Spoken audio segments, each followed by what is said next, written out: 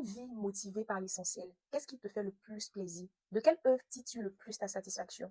À la fin de ta vie, de quelle œuvre tu te réjouirais, en fait? Autant de questions qu'on se pose, que je te pose aujourd'hui. Parce que pour moi, une vie motivée par l'essentiel, c'est une vie qui est centrée sur Christ. Une vie qui veut vivre pleinement les buts et les projets de Dieu pour sa vie.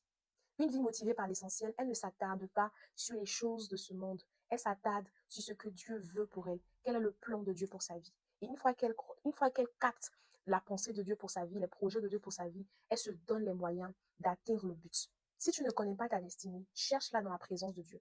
Parce que qui d'autre mieux que le concepteur d'un produit pour nous donner la notice d'utilisation ou le mot d'emploi? Tu as été créé pour un but. Tu n'es pas un instrument décoratif sur cette terre. Dieu sait ce qu'il a investi en toi et ton apport dans son plan universel, dans son plan général. Tu as ta pierre à apporter à l'édifice. Si tu ne connais pas ta destinée, va la chercher dans la présence de Dieu. Et si tu la connais, donne-toi les moyens d'accomplir le but pour lequel tu es sur la terre. Vis pleinement, forme-toi, apprends, fais ce que tu dois faire pour embrasser la destinée que Dieu t'appelle à manifester. Parce que Dieu nous demandera des comptes à la fin de notre vie. À la fin de ta vie, quel sera le discours de Dieu à ton endroit? Est-ce que Dieu dira, comme le premier et le deuxième serviteur, bon et fidèle serviteur, entre dans la joie de ton être? Ou il te dira, ou il te réprimandera comme le troisième serviteur à qui il a dit, méchant serviteur, tu savais que je moissonne ou je n'ai pas sémé et tu as gardé le talent que je t'ai donné dans la terre, tu l'as enfoui.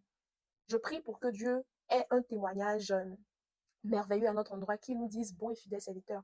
Mais pour qu'il nous le dise, il faut que nous aussi nous appliquions dans ce qu'il nous demande de faire. Une vie motivée par l'essentiel, c'est une vie qui a compris qu'elle a des âmes à gagner pour Christ. C'est une vie qui a compris qu'elle a besoin de se laisser disposer par le Saint-Esprit pour aider les autres autour d'elle. C'est une vie qui a compris que la vie chrétienne sert à gagner des âmes, à tirer les autres de ce monde pour les emmener dans la bergerie et qui se dispose au maximum à la voix de Dieu pour accomplir le plan de Dieu dans la vie des personnes qui l'entourent. Pour moi, c'est ça, une vie motivée par l'essentiel. Que Dieu te bénisse et puis n'oublie surtout pas de garder ton cœur car c'est là où tout commence.